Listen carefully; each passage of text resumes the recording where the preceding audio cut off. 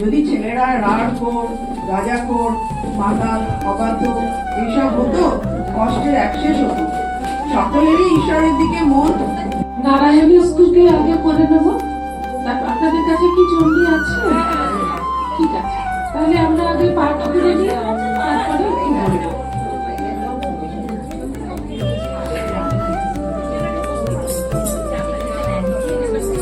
ওম নমঃ চণ্ডিকাयै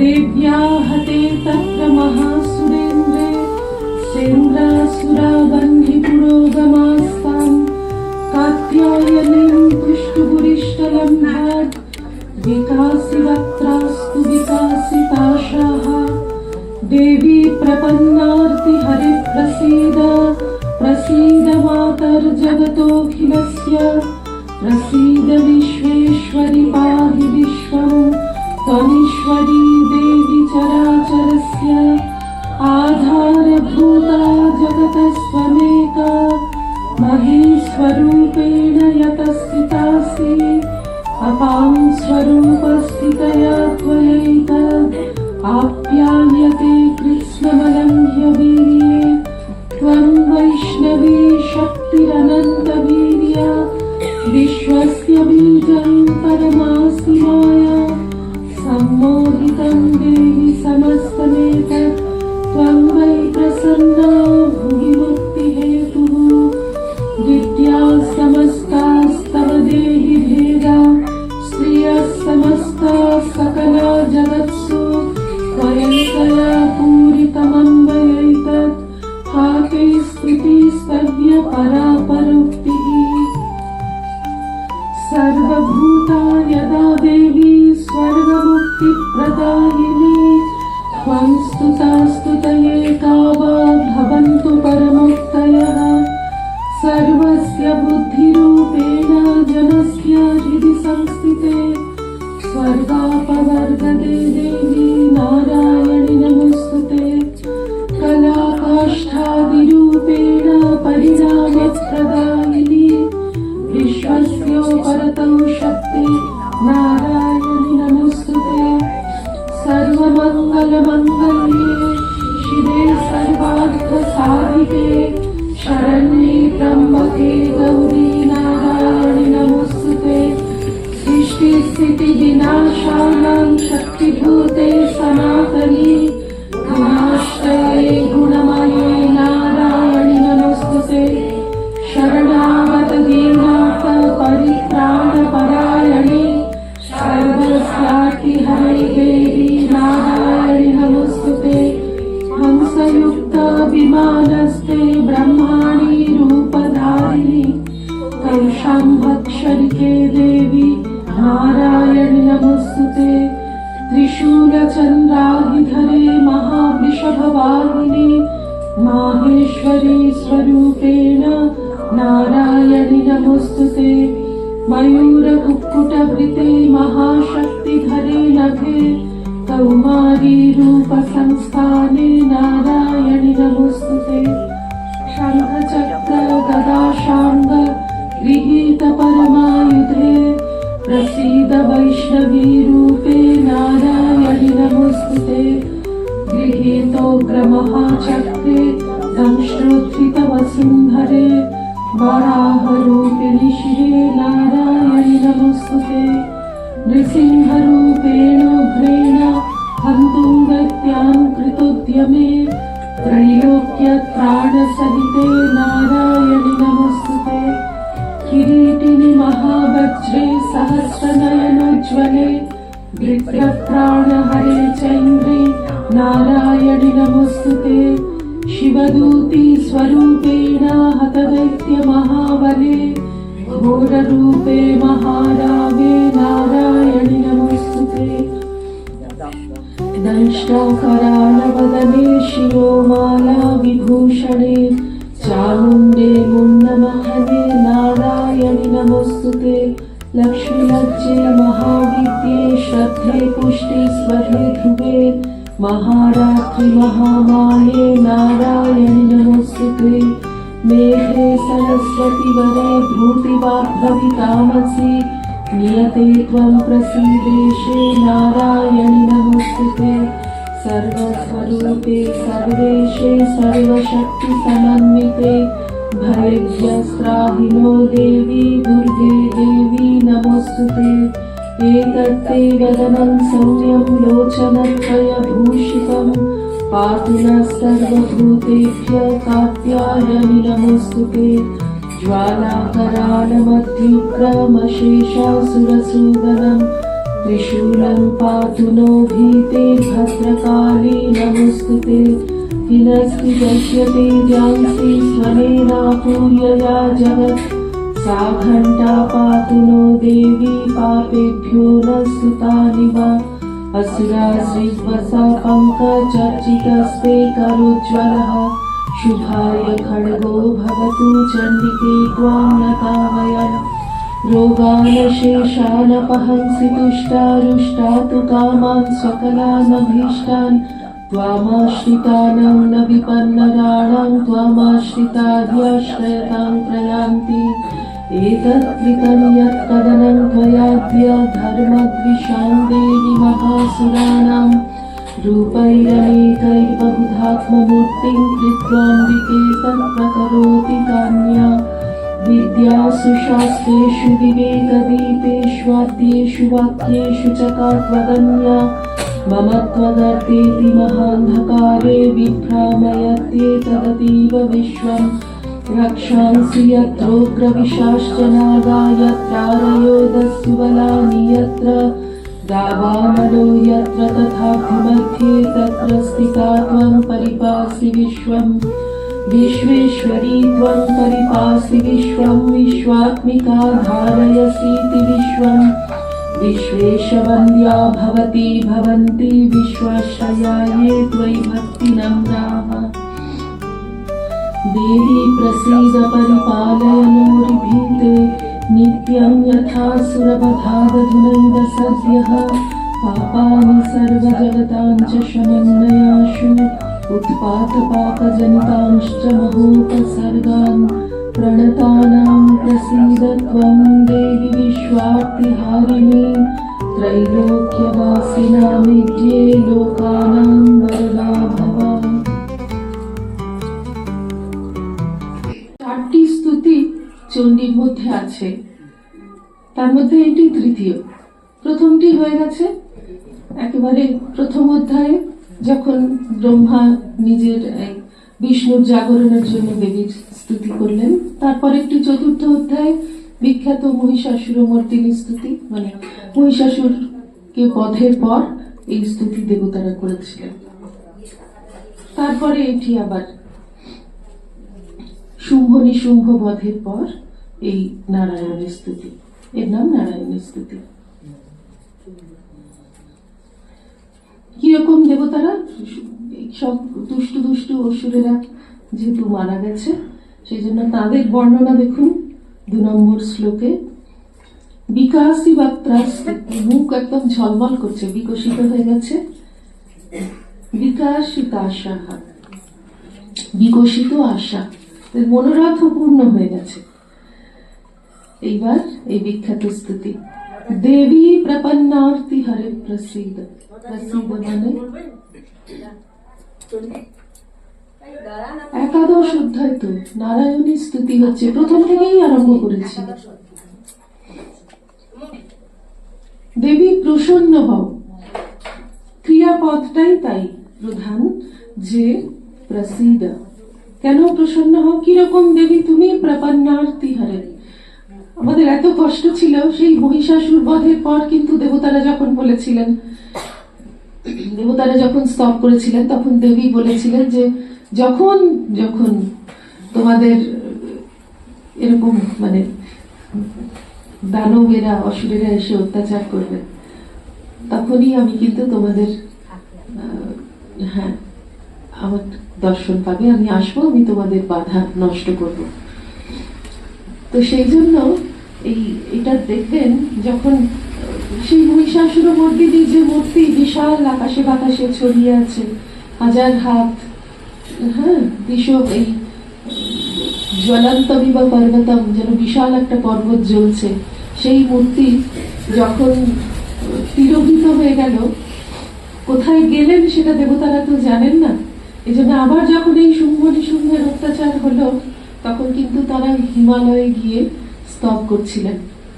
এবং দেবী যখন তাদের সামনে আবির্ভূত হয়ে জিজ্ঞাসা করলেন, তোমরা কার স্তব করছো? দেবতারা চিনতে পারেননি সেই মূর্তি আর এই মূর্তি তো আলাদা। দেবতারা চুপ করে আছেন, জানেন না কার স্তব করছেন।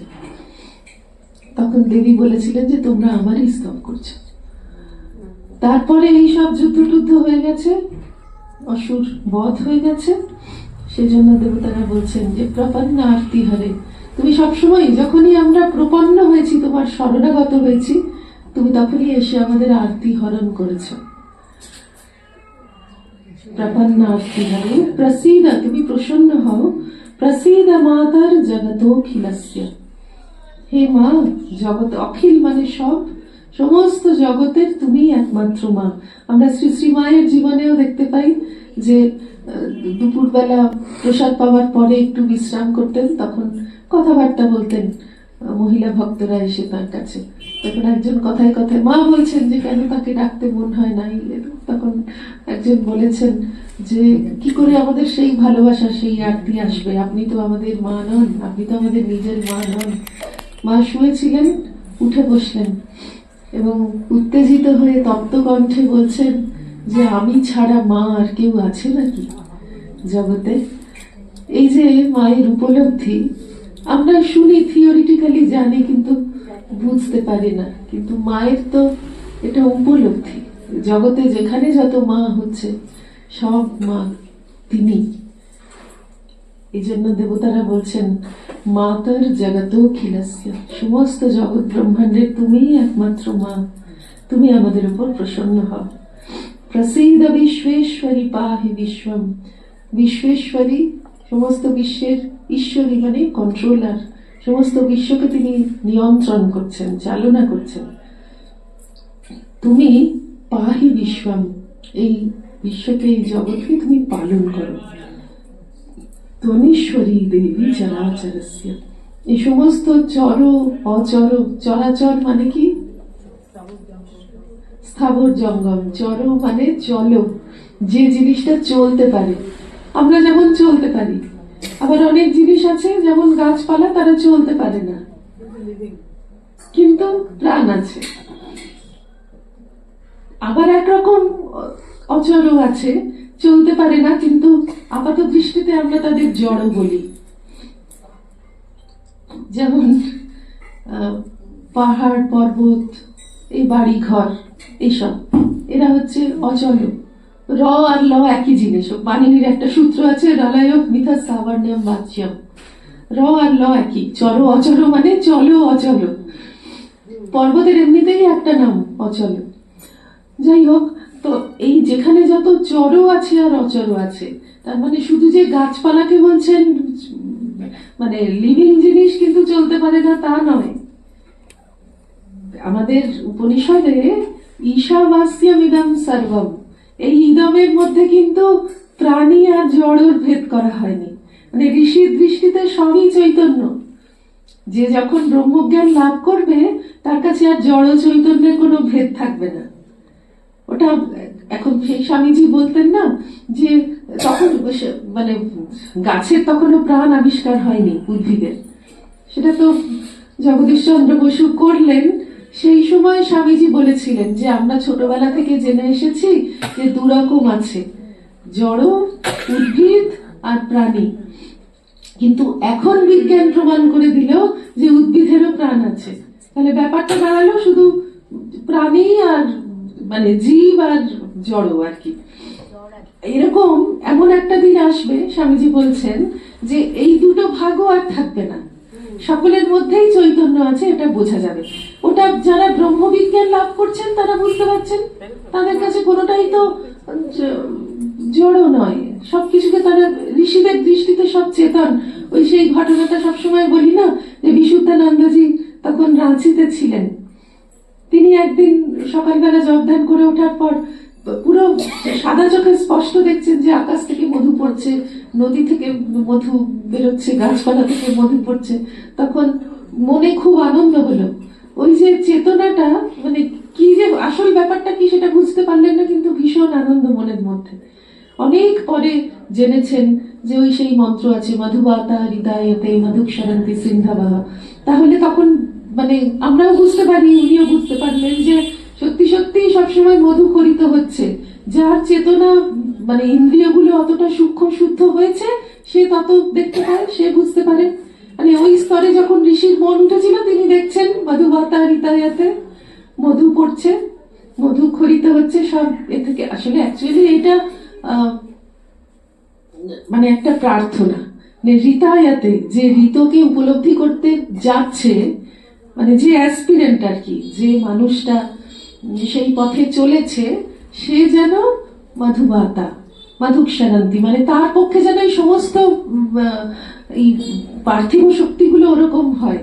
মানে আকাশ তার প্রতি মধুময় হোক, পৃথিবীর ধুলি মধুময় হোক, গাছ ঔষধি বনস্পতি গাভী, মানে যা যা সম্পদ, যা যা খেয়ে সেই মানুষটা পুষ্ট হচ্ছে, জল, এই এই সবগুলো মধুময় হোক। মানে তার কাছে সমস্ত পৃথিবী অনুকূল হয়ে যাক, যাতে সে একেবারে কোন রকম মানে পার্থিব শক্তিগুলো তো খুব প্রবল, তখনকার দিনে তো আমাদের মতন এতটা পার্থিব শক্তিকে কি বলবো, মানে নিজের অনুকূলে আনবার অতটা ব্যবস্থা হয়নি।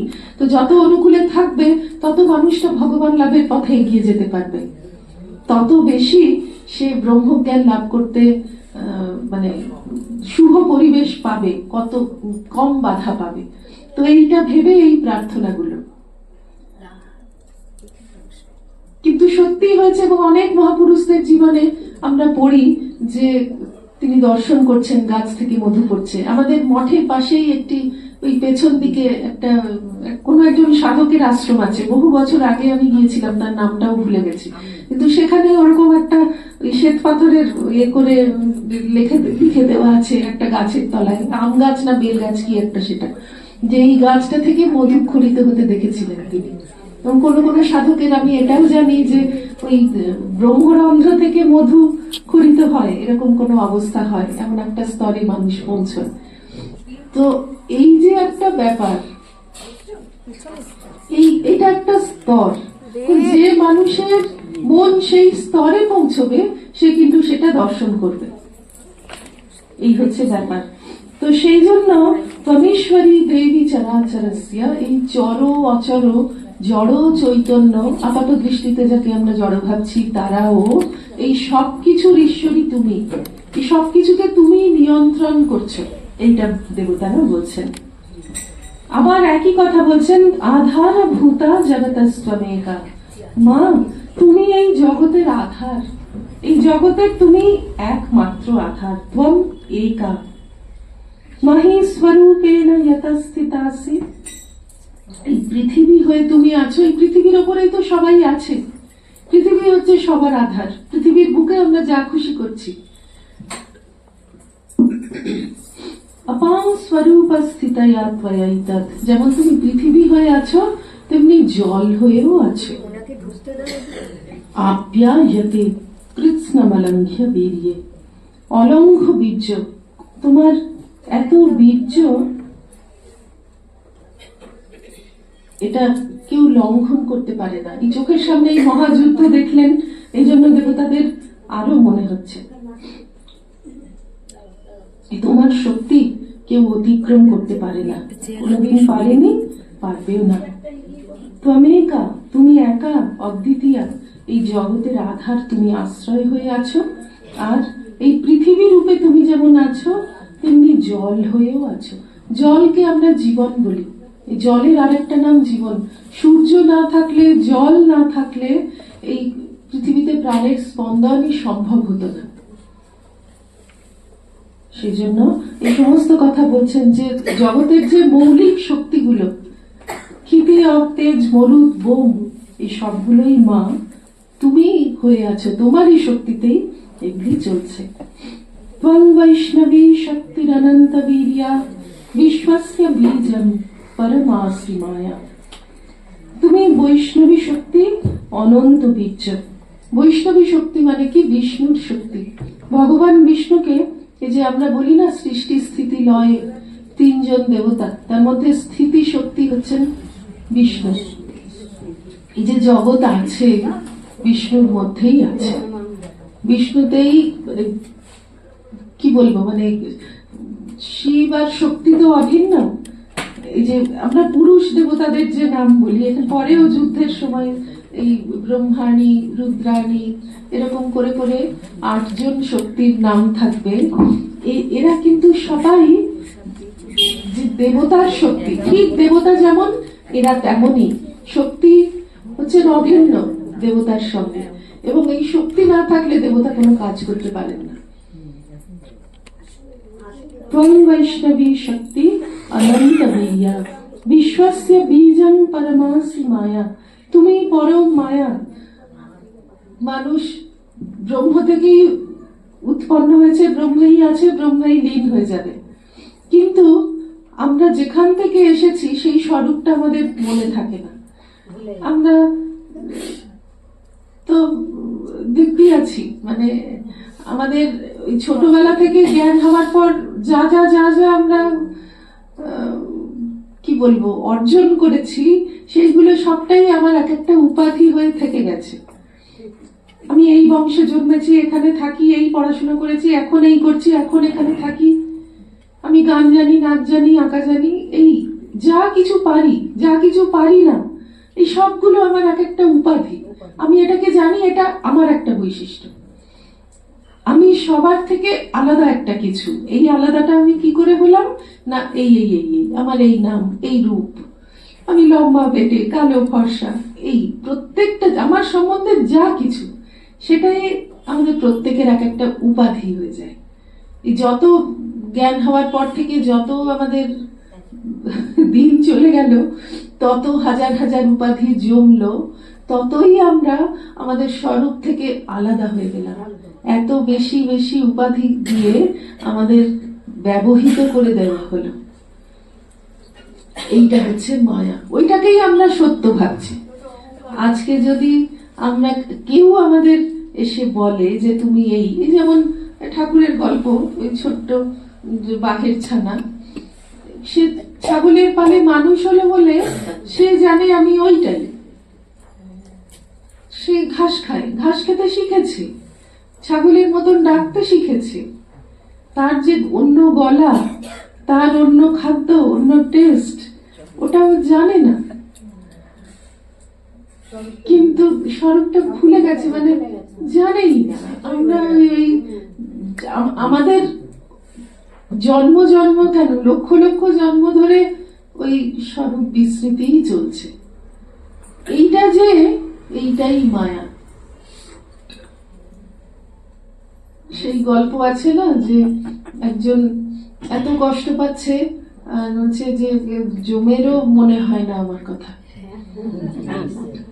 তারপর যমরাজ সত্যি মনে করলেন আর সামনে এলেন যখন, তখন সে বলছে যে বাবা এসেছো, এই কাঠের বোঝাটা আমার মাথায় তুলে দাও।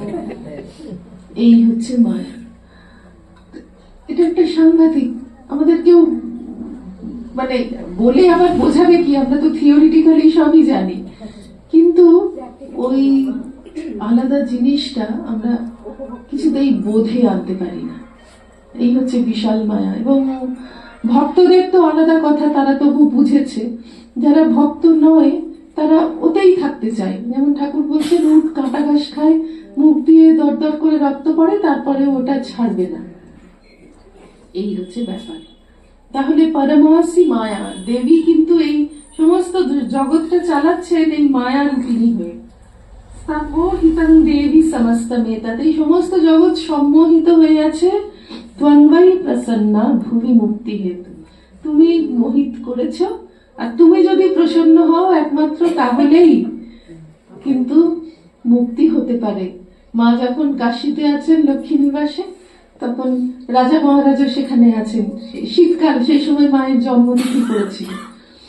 সেই সময় একদিন রাজা মহারাজ রোজই সকালে এসে মাকে প্রণাম করে যেতেন। আর উপর থেকে গোলাপ মা জিজ্ঞেস করছেন যে মা জিজ্ঞেস করছেন আগে শক্তির আরাধনা করতে হয় কেন?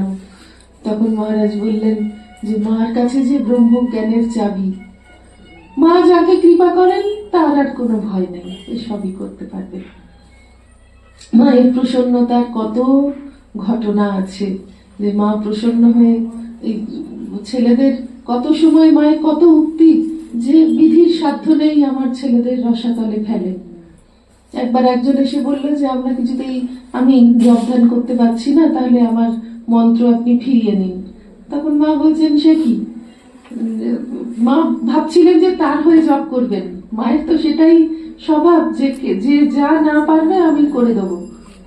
মা শেষ বয়স পর্যন্ত কত অসুস্থ, কত কি খেতে পারেন না, কিছু করতে পারেন না, তবু সারা রাত জেগে জেগে জব করছেন।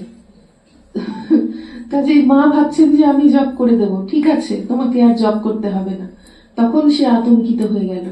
এতদিন মন্ত্রটা ছিল যে তবু জানে একটা কিছু আছে, গুরু দিয়েছেন আমার কাছে, একটা মহাসম্পদ আছে। মা মাত্র বললেন যে ঠিক আছে বাবা, তোমাকে আর জব করতে হবে না, তখন সে ভাবলো এই রে, তাহলে আমি সব হারালুম। সে মুখে বলে ফেললো যে মা তবে কি আমি রসাতলে গেলুম? তখন মা বললেন কি, আমার ছেলে হয়ে তুমি রসাতলে যাবে? বিধির সাধ্য নেই আমার ছেলেদের রসাতলে ফেলে। ঠাকুরও বলছেন যে এখানে যারা এসেছে তাদের শেষ জন্ম। মাও বলছেন যারা আমার ছেলে তাদের মুক্তি হয়ে আছে। এ তো একটা অসাধারণ কথা। মানুষের মুক্তি হওয়া কম কথা নয়। মহামায়ার কৃপা ছাড়া আমরা প্রত্যেকটা কাজ করছি, একটা করে আমাদের মনের মধ্যে ছাপ হয়ে যাচ্ছে। কাজ করতে হবে কেন, প্রত্যেকটা চিন্তা করছি আমাদের মনের মধ্যে একটা ছাপ পড়ছে। মানে প্রত্যেকটা চিন্তারও ফল ফলে, প্রত্যেকটা চিন্তারও একটা ফল আছে।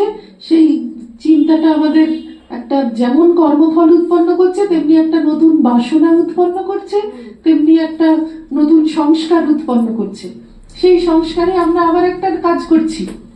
প্রত্যেকটা কাজ আমরা করি কিসে? সংস্কারে। তো আজ রোববারের শনিবারের সকাল কত কি আপনারা করতে পারতেন, অন্তত বাড়িতেও কত কাজ পড়ে আছে করতে পারতেন। তা না করে আপনারা এখানে একটা ভালো কথা হবে, সারাদিন ঠাকুরের কাছে ভজন করে থাকবো, প্রসাদ পাবো, এইসব ভেবে এসেছেন। এটা আপনাদের সংস্কারে হয়েছে।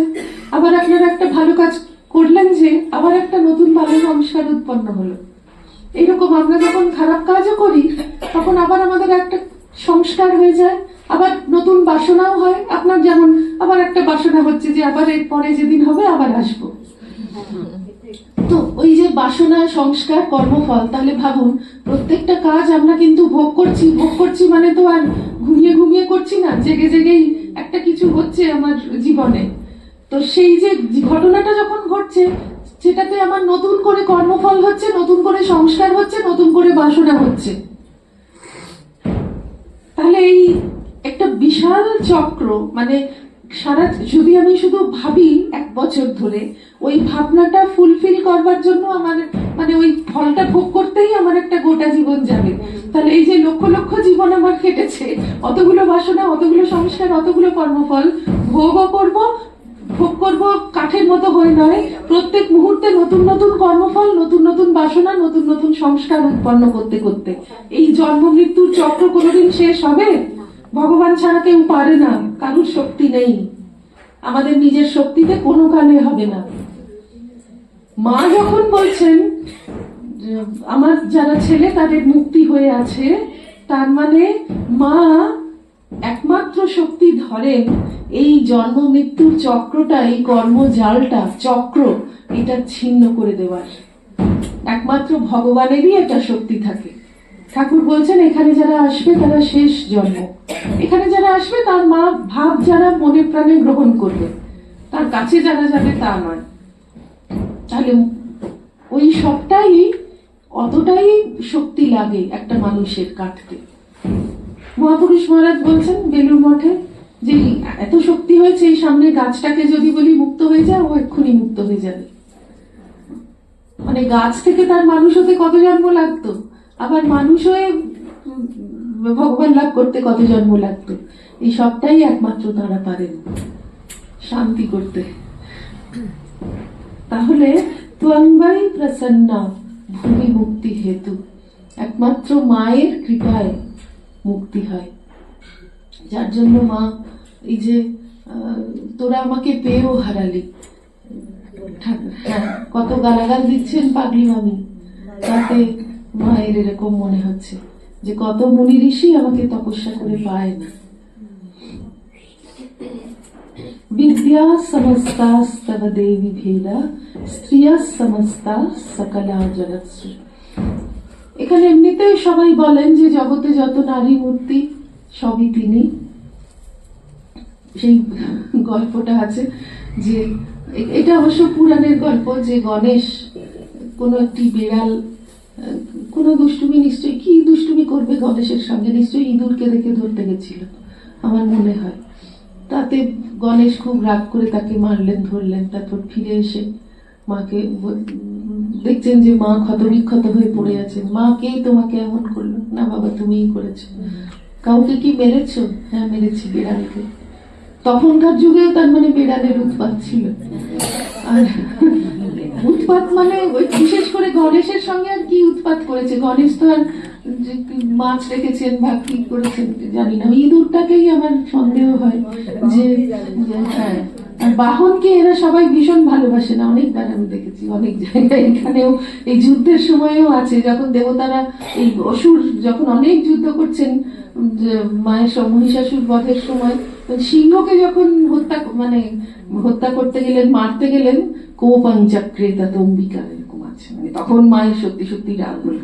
ততক্ষণ যুদ্ধ করছিলেন, ওরাও মারছে, মাও মারছেন, কিন্তু সিংহকে ওরা যখন করলো, মারলো, তখন আর মা কিন্তু সহ্য করলেন না। বাহনকে সবাই ভালোবাসেন, তো এই গণেশও নিশ্চয়ই বাহনকে ভালোবেসেছিলেন বলে এই বিড়ালকে মেরেছিলেন। তো যাই হোক, বিদ্যা সমস্তাস্তব দেবী ভেদা। জগতে যত বিদ্যা আমরা দেখতে পাই, বিদ্যা মানে সবকিছু, গান, নৃত্য, অঙ্কন, রন্ধন, যা কিছু করা হয় সবটাই কিন্তু এক একটা বিদ্যা। সুন্দর করে কেউ খুব সব জিনিস সাজাতে পারে, এগুলো সবই কিন্তু এক একটা বিদ্যা। 64 কলার মধ্যে কি কি বিদ্যা আছে, সব আছে। এই যে সব এক একটা কোয়ালিফিকেশন, মানুষের এক একটা নৈপুণ্য, এগুলো কিন্তু মা সবই তুমি। স্ত্রীয়া সমস্তা, সমস্ত নারী যত, তা তো তুমি বটেই। সকলা, যে মেয়েরা সকলা, মানে যারা এক একটা কলায় খুব উন্নত, তাদের মধ্যে তোমার বিশেষ শক্তি আছে। এটা আমরা কথামৃতেও দেখছি, ঠাকুর বলছেন না, যাকে কেউ খুব গণে মানে, বা কোনো একটা বিদ্যাতে কেউ খুব ভালো, ঠাকুর বলছেন গাইতে বাজাতে কেউ লেকচার দেয়, তার মধ্যে ঈশ্বরের বিশেষ পুরো একদম, যেখানেই যাকে, এমনকি ঠাকুর বলেছেন যাকে খুব সুন্দর দেখতে, তার মধ্যেও ঈশ্বরের বিশেষ শক্তি আছে। আর এখানে মেয়েরা যারা খুব সকলা, সমাজে তাদের খুব মান, এই মেয়েটি খুব ভালো আলপনা দিতে পারে, এই মেয়েটি খুব ভালো এই করতে পারে, ইনি খুব ভালো রান্না করতে পারেন। এটা প্রজন্মের পর প্রজন্ম আমরা বলতে থাকি যে আমার ঠাকুমার হাতে যে ওইটা খেয়েছি না, ওই রকম আর কেউ কোনোদিন করতে পারবে না। এই আমার দিদিমা এমন পিঠে করতে পারতেন, আর সেটা হতে হচ্ছে না কাউকে। এই যে কলার কিন্তু আমরা সচেতন হই বা না হই, এটা কিন্তু সবাই কদর করে, এবং সেটা ঈশ্বরের শক্তি ছাড়া হয় না। সেটাই বলছেন। আর ত্বয়াই কায়া পূরিতমম ভয়ৈতৎ, মা তুমি পূরিতম, পূর্ণ করে রেখেছো এই সমস্ত পৃথিবীতে। তার মানে কি, এই যেখানে যেখানে ভালো ভালো জিনিস, যেখানে নৈপুণ্য, কুশলতা, সেগুলো তো তুমি বটেই। তারপরেও আছে যারা কোনো কিছুতে কুশল নয়, যারা কিছু করতে পারে না, এমন জিনিসও আছে, এমন মানুষও আছে। তারা কি তুমি নও? তারাও তুমি।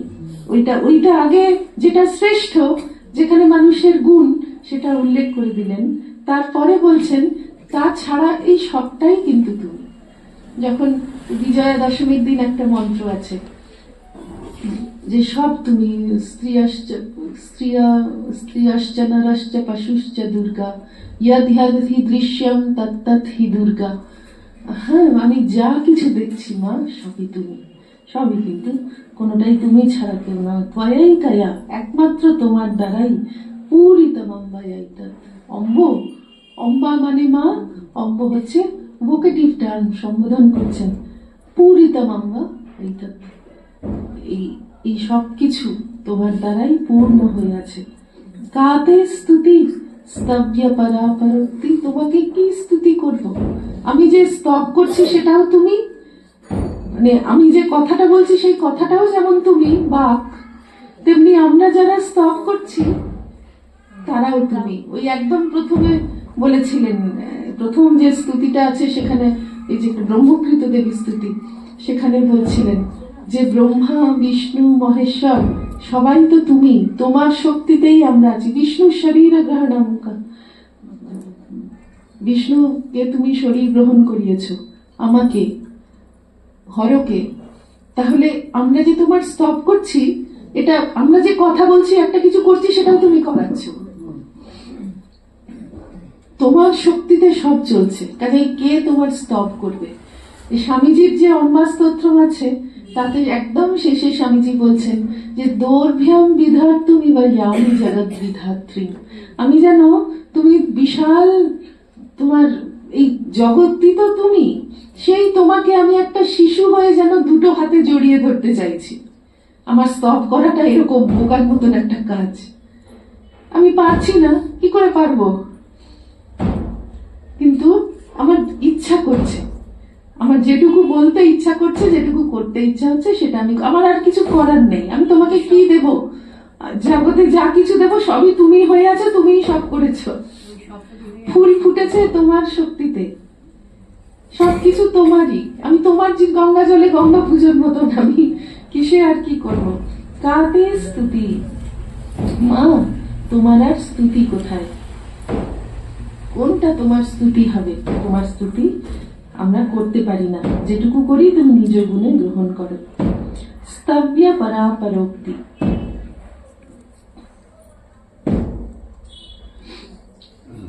স্তব্য পরা মানে পরা, পর, পর, পর কথাটার মানে হচ্ছে, আমরা বলি না পরম, চরম, মানে সবচেয়ে শ্রেষ্ঠ। পরাবিদ্যা মানে ব্রহ্মবিদ্যা, কিন্তু অপরাবিদ্যা মানে বাকি সব, যেমন ইতিহাস, ভূগোল, অঙ্ক, এইসব পড়া হয়। তো অপরা মানে আরেকটু কম। তো সেই পরা অপর উক্তি, এই মুখ্য উক্তি আর গৌণ উক্তি, এই সবগুলোই মানে আমরা যে করতে চেষ্টা করছি সেটার স্বরূপ হচ্ছে তুমি। কাজেই স্তব্য মানে যিনি স্তব করবার যোগ্য, এখানে কে? তুমি। এই স্তবার্হ যে মুখ্য গৌণ উক্তি, এগুলো সবই তুমি। আমরা যেটা পরিষ্কার করে বলছি সেটাও তুমি, যেটা খুব ভালো করে বলতে পারছি না সেটাও তুমি।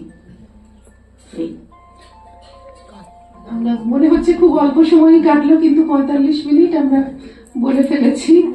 এখন ঠাকুর প্রসাদ পেতে বসবেন, এই অবধি থাক। আবার যেদিন মা কৃপা করবেন আমরা তার স্মরণ করব। ভূতা যদা দেবী স্বর্গ মুক্তি প্রদায়িনী ত্বং স্তুতা স্তুতয়ে কাবা ভবন্তু পরমোক্তয়ঃ। সর্বভূতা, এই সমস্ত জড় চৈতন্য হয়ে যেমন তুমি আছো, এই পৃথিবী হয়ে যেমন আছো, তেমনি ভূত মানে প্রাণী, সমস্ত প্রাণী হয়েও তুমি আছো। সর্বভূতা, সমস্ত ভূতের স্বরূপ তুমি।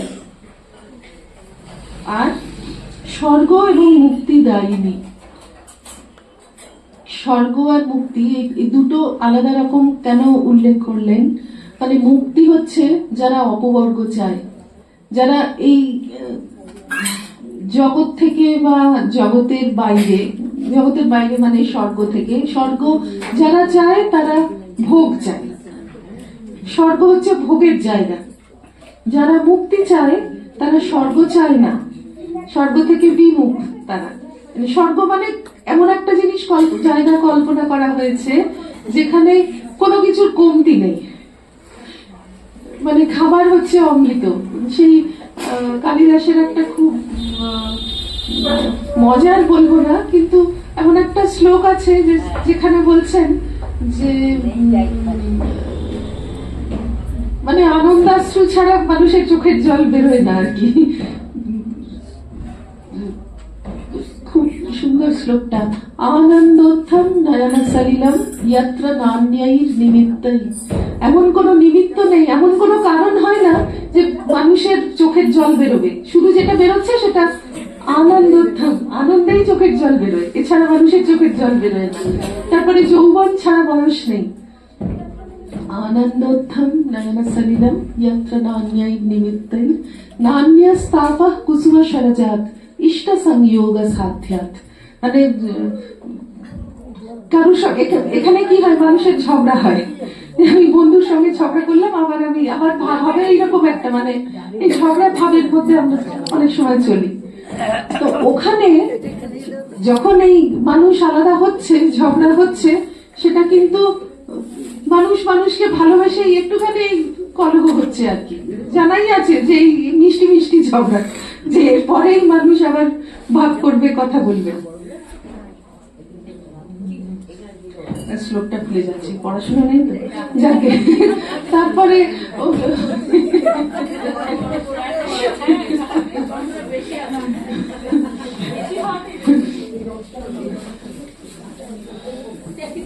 তো ওই রকম বিত্তেশানাম নাচা খালু বায়ু যৌবনাদান্যদস্তি। মানে বিত্তেশ মানে কুবের টুবের যারা, তাদের ওই যৌবন ছাড়া বয়স নেই। নাচা খালু বায়ু যৌবনাদান্যাত, মানে দেবতাদের ওই রকমই, মানে খাবার মানে অমৃত, পানীয় হচ্ছে অমৃত, সব ভালো জিনিস। হ্যাঁ, এই হচ্ছে স্বর্গ, এই হচ্ছে স্বর্গের কল্পনা। তো যারা ভগবানকে চায় তারা স্বর্গ ভয় পায়। হ্যাঁ, আমাদের সমস্ত মানে আমাদের কনসেপ্টটা কি ছিল পুরাণে, যে মানুষ যত ভালো কাজ করবে তখন সে ওই পূর্ণ ফলটা ভোগ করবার জন্য স্বর্গে গিয়ে থাকবে। যেমন গীতায় আছে না, যে ক্ষীণে পুণ্যে মারতে লোকা বিশান্তি। কখন মর্ত লোকে চলে এলো মানুষ, যখন স্বর্গে থাকবার পূর্ণটা ক্ষীণ হয়ে গেল। তো এই যখন ব্যাপারটা, এই জন্য দুটো আলাদা করে বলছেন যে মানুষের মধ্যে দুটো ক্যাটাগরি। এক দল হচ্ছে খুব ভোগ করতে চায়, তারা স্বর্গে যাবে।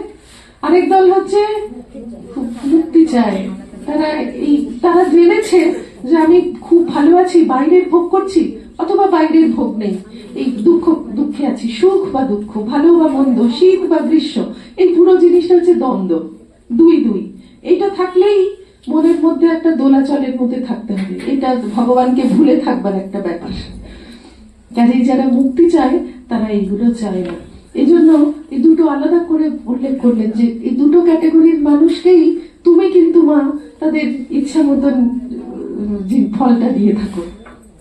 স্বর্গ মুক্তি প্রদায়িনী, তুমি যেমন স্বর্গ দাও তেমনি তুমিই মুক্তি দাও। তোমার কৃপাতেই মানুষ স্বর্গ পায়, তোমার কৃপাতেই মুক্তি পায়। আমাদের শ্রী শ্রী মায়ের জীবনে দেখুন, মুক্তির তো কত জিনিস দেখছি, কিন্তু এমনি মানুষ যাতে ভালো থাকে তার জন্যও কিন্তু মা কত রকম ভাবে চেষ্টা করেছেন। কোথায় খরা, অনাবৃষ্টি, অতিবৃষ্টি, সবাই মায়ের কাছে এসে দুঃখ জানাচ্ছে, মা কিন্তু সেটা শুনছেন, কষ্ট পাচ্ছেন। সেই আছে না যে অনেকদিন মানে সেই বছর বা কয়েক বছর ধরে বৃষ্টি হয়নি, সব চাষিরা এসে মাকে বলল যে মা এবার সবাই না খেতে পেয়ে মারা যাবে, আমাদের ছেলেপুলের মুখে কি দেব। তাদের সঙ্গে মা ক্ষেত খামার দেখতে গেলেন এবং দেখে ফিরে এসে ঠাকুরকে বলছেন কেঁদে কেঁদে যে এইরকম হলো ঠাকুর। তারপরে দু ধরনের ঘটনা, একটা হচ্ছে মা সিংহবাহিনীর কাছে গিয়ে বোধহয় পুজো দিলেন, আর আরেকটা ফিরে এসে ওই দুটোতেই খুব দুঃখ পেলেন, কিন্তু মা দেখে আসবার পর এত বৃষ্টি হলো আর এত ফসল হলো যে অনেক বছর সেরকম ফসল হয়নি। মায়ের তো মানে সব মানুষ যাতে সব রকম, এটা তো খাওয়ার কথাটা বলছি, তো মানুষের একটা বেসিক নিড, পড়াশোনা শিখতে পারি। মানে পরে যখন মা উদ্বোধনে এসে দেখেছেন কত ভাবে বলছেন, গৌরী মাকে বলছেন যে তোমার মেয়েদের শিখিয়ে দিও, তারা কেবল থোড় বড়ি খাড়া আর খাড়া বড়ি থোড় করতে আসেনি। আমার মেয়ে ইংরেজি পড়বে, দুর্গাপুরী মা সম্পর্কে বলেছিলেন গৌরী মাকে যে আমার মেয়ে কিন্তু ইংরেজি পড়বে। তারপর ব্রহ্মচারীদের সবাইকে বলছেন যে তোমরা ইংরেজি লেখাপড়া শিখে নিও, অনেক সাহেব শুভ ভক্ত আসবে ঠাকুরের, তাদের সঙ্গে তো তোমাদের কথা বলতে হবে। এইটা তারপরে কত দিক থেকে, মানে বস্ত্র নেই সেটা শুনেও মা কাঁদছেন। তখন ওই খুব অন্নবস্ত্রের কষ্ট হয়েছিল মাঝখানে একবার, সেই সময়টা। তারপর যুদ্ধের সময় মা কত কষ্ট পাচ্ছেন, মাকে খবরের কাগজ পড়ে কেউ শোনাচ্ছে, তখন মা বলছেন যে এইরকম তো ছিল না, ওরা কবে যাবে গো। উনি বুঝতে পেরেছেন যে ইংরেজদের জন্য এরকম হলো, ওরা কবে যাবে গো। অথচ যেখানে তিনি মা, সেখানে কিন্তু তাদের ওই এটা নেই, তারাও তো আমার ছেলে। প্রসঙ্গে কেউ যখন বলছে যে আপনি একবার বলুন যে ওদের খারাপ হোক, হ্যাঁ আপনি বললেই মানে ওদের ক্ষতি হবে আর কি, এরকম একটা ভাব, তখন মা বলছেন যে তারাও তো আমার ছেলে। আর ওই সেই এতে এসেছিলেন জগদ্দানে, তখন তো রামচন্দ্র দত্তের শিষ্য যারা ছিলেন আর কি, যোগ বিনোদ, আরো কি কি নাম আছে বইতে পড়ে, তো এরা সবাই মাকে ডেকেছেন, মা সেখানে উৎসবে যাচ্ছেন। আর অন্যান্যরা মাকে বলছেন যে আপনি কেন যাবেন ওখানে, তখন মা বললেন যে তোমাদের ঝগড়া বাবু, আমি কি ওদের মা নই।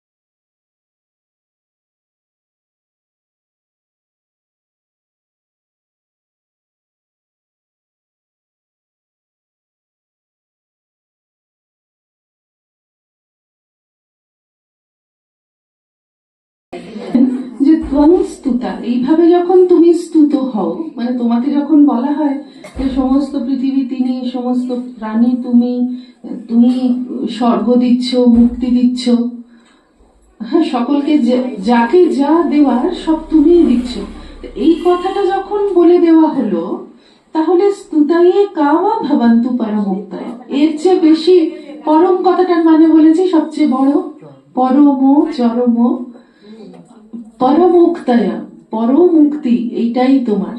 এর পরে আর কা স্তুতি, মানে এর পরে আর স্তুতি তোমার কি হতে পারে। আমরা শ্রী শ্রী মায়ের জীবনে এরকম দেখছি যে মানে মায়ের কথাতে সরজবালা বলছেন না, যে এত লোক এসে মাকে সবসময় এই তুমি হেন তুমি তেন বলে স্তব করতে থাকছে, মা যদি কোনো সাধারণ মানুষ হতেন তাহলে এটা তিনি সহ্য করতে পারতেন না, এটা হজম করা মুখের কথা নয়। এদিকে এরা সবাই ব্রহ্মজ্ঞ পুরুষ, রাজা মহারাজ, স্বামীজি, অথচ মায়ের কাছে যাওয়ার সময় তাদের কত ভয়। স্বামীজি সমস্ত জগৎ জয় করে এলেন, কিন্তু নৌকো করে যখন যাচ্ছেন, গঙ্গা থেকে মুঠো অঞ্জলি অঞ্জলি জল নিয়ে খাচ্ছেন, আর হরি মহারাজ বলছেন যে তুমি সর্দি করে বসবে, যে তুমি করছো কি। তখন স্বামীজি, যিনি ওখানে হাজার হাজার দীক্ষা দিয়ে এসেছেন এবং এখানে এসেও কত দীক্ষা দিচ্ছেন, কিন্তু তিনি বলছেন যে মায়ের কাছে যাচ্ছি তো ভয় করে। এই যে হ্যাঁ, ওটা স্মৃতি কথাতে আছে যে ছুঁতে বারণ করছেন, এরা এত করুণাময়ী, এত মনটা নরম, যে স্পর্শ করা মাত্রই তোমার শরীরের যত পাপ তাপ শোক সব তিনি টেনে নেবেন। হ্যাঁ, কোনোদিন এইটা করো না। সত্যি সত্যি নিজে সাষ্টাঙ্গ প্রণাম করছেন, আবার বিজ্ঞান মহারাজের পেছন পেছন গিয়ে দেখলেন যে কিরকম প্রণামটা হচ্ছে। তো সত্যি বিজ্ঞান মহারাজ মনে ভেবেছিলেন যে কোনো মতে ডিপ করে একটা প্রণাম করে চলে আসবো, তাই করছিলেন। স্বামীজি বলছেন পেছন পেছন, জানেন না তো যে স্বামীজি এসে দাঁড়িয়ে আছেন। স্বামীজি বলছেন ও কি পেছন, মাকে ঠিক করে প্রণাম করো, সাষ্টাঙ্গ প্রণাম করো। তখন উনি আবার কি লজ্জার ব্যাপার, মায়ের সামনেই এরকম বলল, কিন্তু মায়ের কাছে কিছুই নয়। পরে এই বিজ্ঞান মহারাজই বলেছেন যে মায়ের নাম জপ করি মা আনন্দময়ী বলে।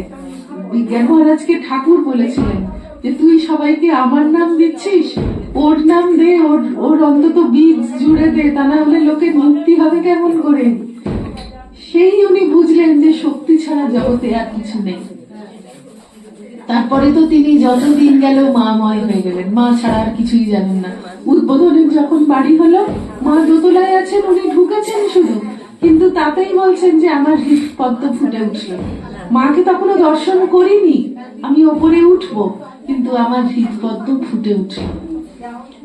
এই যে একটা অদ্ভুত ভাব, মা এসে সব মানে রাজা মহারাজ, শরৎ মহারাজ, এরা তো সবাই কাঁপছেন মাকে প্রণাম করতে এসে। সেই জন্মতিথির দিনের একটা আছে না, যে শরৎ মহারাজ এসে সবাই জগৎ শুদ্ধ লোক এসে অঞ্জলি দিচ্ছে, স্তূপ হয়ে গেছে পদ্মে, কিন্তু শরৎ মহারাজ কোনো মতে কাঁপতে কাঁপতে এসে প্রণাম করেই চলে যাচ্ছেন।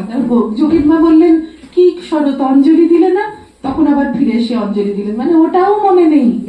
মায়ের স্বরূপ এমন ভাবে দর্শন করছেন যে ফুলটা দিতে হবে সেইটা পর্যন্ত মনে নেই।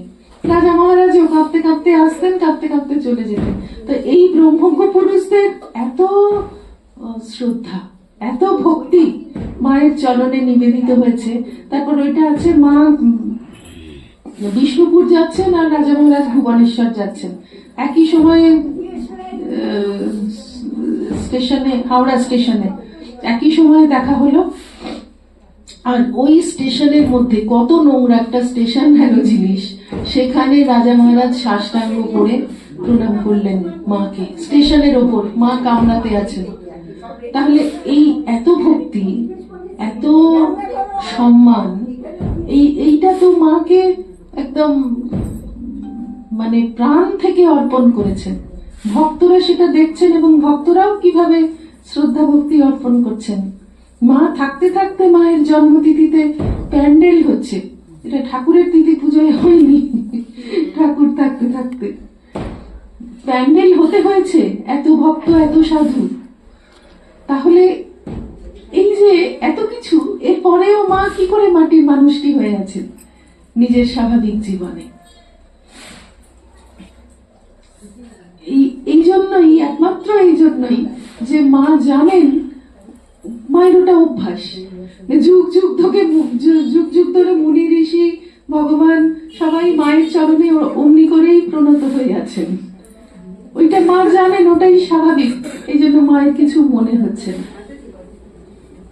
আচ্ছা, তো এই যে বছর বছর আমরা মায়ের তিথি পুজো করি, একটা তিথি হয়ে গেল, তারপরে এই যে এই নভেম্বর, ডিসেম্বর, জানুয়ারি, ফেব্রুয়ারি আমাদের মঠের কোনো সাধু কোনো শনিবার রবিবার ফাঁকা নেই, এত ভক্তদের, এত এত উৎসব। তো আমরা যে যেভাবে পুজো করি, যে যেটুকু তাকে নৈবেদ্য দিতে পারি, যে যেভাবে সাজাতে পারি, যে যেটুকু মন দিতে পারি, এই সবটাই তিনি কিন্তু আগ্রহ করে নেন। ঠাকুর বলছেন না, ভগবান কান খড়কে যত ডেকেছ সব শুনেছেন।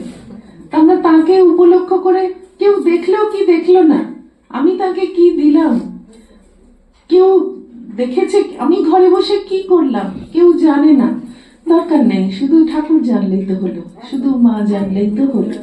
তাহলে আমরা আমাদের মনটা, আমাদের অন্তরটা তার চরণে যদি ফুলের মতন অর্পণ করি, সেটাই তার কাছে শ্রেষ্ঠ অর্ঘ্য। বাইরের ফুল এবেলা দেবেন, ওবেলা শুকিয়ে যাবে। আমি সুন্দর দেখতে বলে অনেক খরচ করে যে একটা বাঞ্চ ব্যাঙ্গালোরের গোলাপ কিনলাম, 5 দিন পর সে শুকোবে। এমনি ফুল এক বেলায় শুকোচ্ছে, ওটা 5 দিন পর শুকোবে, কিন্তু ফুল শুকিয়ে যাবে, ফুলের কোনো দাম নেই, ওটা বাইরের সাজ। আসল জিনিসটা তখনই ঠিক ঠিক যখন আমরা হৃদয়ে হৃদয়ে তাকে বসতে দেব। সেই স্বামীজির গান আছে না, এসো হৃদয়ে হৃদয়ে অন্তর জামি হয়ে, স্বার্থ বন্ধ কাটো মোহ শিবিয়ে, ওইটাই ঠিক ঠিক ঠাকুর মা স্বামীজির আরাধনা, ওইটাই ঠিক। ভগবান যে যুগে যুগে আসেন লীলা করতে, তার কিসের অভাব ছিল? তিনি কি একটা গাঁদার মালা পরবেন বলে বসে আছেন, না আমি গোলাপি গোলাপ দিয়ে তাকে ভাত সাজাবো বলে তিনি বসে আছেন? তার কিছুতেই কিছু না, শুধু মানুষের জন্য তিনি আসেন। আর মানুষ যতদূর তাকে প্রাণ থেকে, মন থেকে গ্রহণ করতে পারবে, অন্তরে তাকে বসাবে, তার ফলটা কি করে দেখা যাবে? তার জীবনটা চেঞ্জ হয়ে যাবে। সেটাই একমাত্র ভগবান চান। আমাদের ওই পরিবর্তনটাই, সেটাই ভগবানের চরণে দেওয়া হলো, দিতে হবে। এইটাই আমাদের প্রার্থনা।